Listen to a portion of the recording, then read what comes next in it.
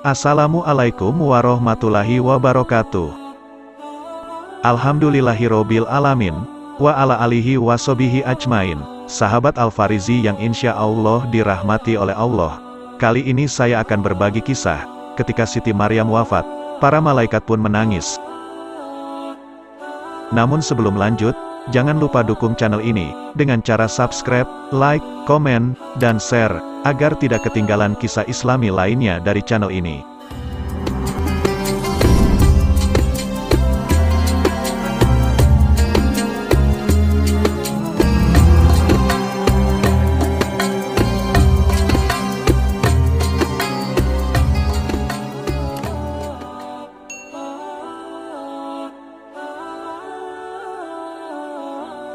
Suatu ketika, Nabi Isa alaihissalam berkata kepada ibunya, Dunia ini hanya sementara sedangkan akhirat kekal selamanya.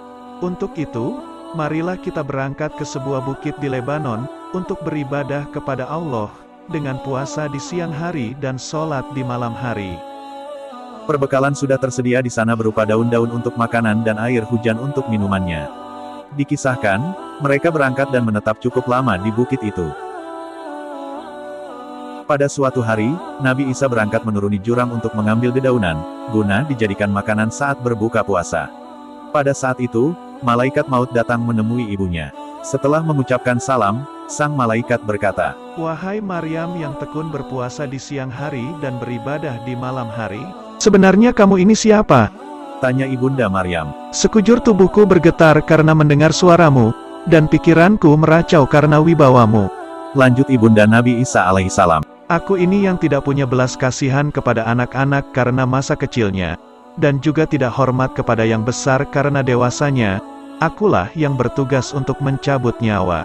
Jawab malaikat maut. Malaikat maut, apakah kedatanganmu padaku hanya untuk berkunjung atau hendak mencabut nyawaku? Tanya ibunda Maryam. Siapkah dirimu untuk menghadapi maut? Tanya malaikat maut. Maukah kamu memberiku waktu sedikit saja? Aku sedang menanti kekasih buah hatiku, permata dan penawar kegelisahan hatiku. Pinta ibunda Nabi Isa alaihissalam. Semuanya bukanlah aku yang menentukan. Aku hanyalah hamba Allah yang diberi tugas. Demi Allah, aku tidak kuasa mencabut nyawa seekor nyamuk pun. Tanpa seizin Robku, aku tidak akan menunda sedikit waktu pun untuk mencabut nyawamu di tempat ini. Kata malaikat maut menegaskan. Malaikat maut, kamu telah dipercaya mengemban tugas. Sekarang laksanakanlah tugasmu. Sahut ibunda Nabi Isa alaihissalam.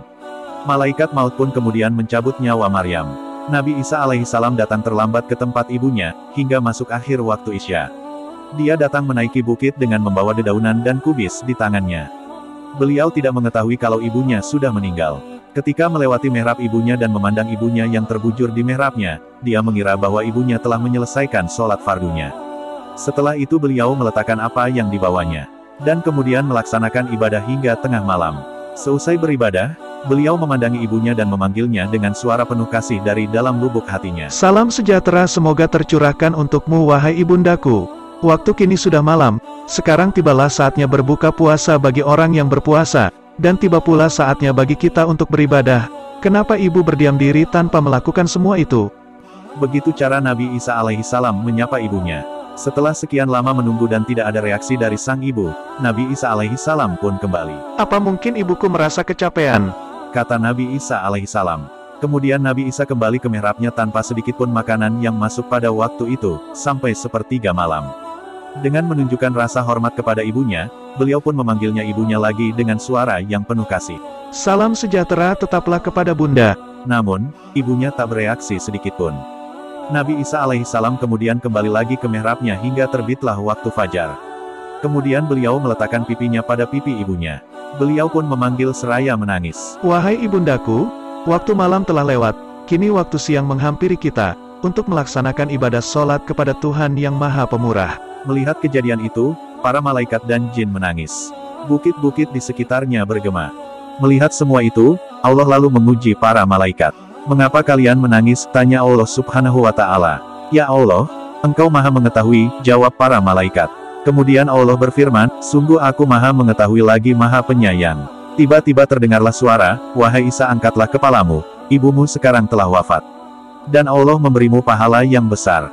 Nabi Isa pun mengangkat kepalanya sambil menangis terisak. Siapakah yang menyertaiku nanti pada saat sunyi dan sendirian? Siapakah yang akan menghiburku di perantauan ini? Siapa pula yang membantuku dalam beribadah? Kata Nabi Isa pada saat itu. Kemudian Allah Jalla Zikruhu menyampaikan wahyu kepada bukit untuk menenangkan hatinya. Wahai Isa, apa yang kamu risukan?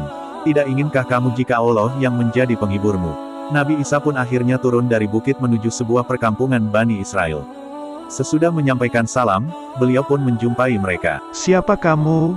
Wajahmu begitu bersinar sehingga menerangi rumah-rumah kami. Tanya Bani Israel kepada Nabi Isa alaihissalam. Aku adalah utusan Allah, aku ini Nabi Isa alaihissalam. Ibundaku telah wafat dalam perantauan.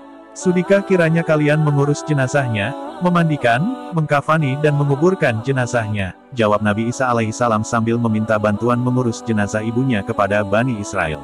Maaf wahai utusan Allah, bukit itu dihuni oleh ular besar dan ular kecil. Bahkan selama 300 tahun leluhur kami tidak berani menjamahnya. Meski dengan perasaan kecewa, Nabi Isa kembali menaiki bukit itu. Pada saat itulah beliau bertemu dengan dua orang pemuda yang baik. Beliau mengucap salam dan kedua pemuda itu pun membalas salamnya. Hai pemuda, ibuku wafat di perantauan.